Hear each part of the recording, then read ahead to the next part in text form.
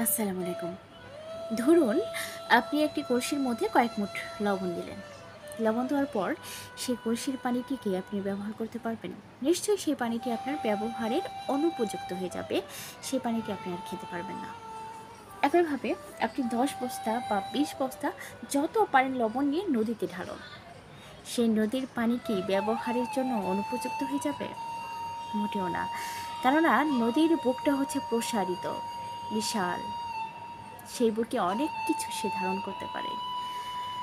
এই কারণে নদীর বুকে যত লবণই ঢালেন না কেন, সেই নদীর পানিটি কিন্তু ব্যবহারের জন্য অনুপযুক্ত হবে না। আপনি অনায়াসে ব্যবহার করতে পারবেন। ঠিক একইভাবে আমাদের মানুষের মনটাকে যদি প্রসারিত করতে পারতাম সেই নদীর মতো, তাহলে এই যে এত কিছু আমরা বুকে চেপে রাখতে পারতাম না।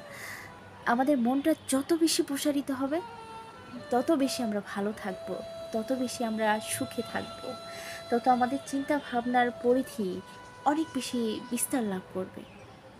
সংকীর্ণ মন হলে সেই সমস্ত চিন্তা ভাবনার পরিধি কলসির মতোই হবে।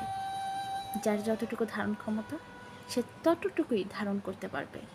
আর নদীর মতো হলে সব কিছু ধারণ করতে পারবে নিজের মতো করে। ধন্যবাদ।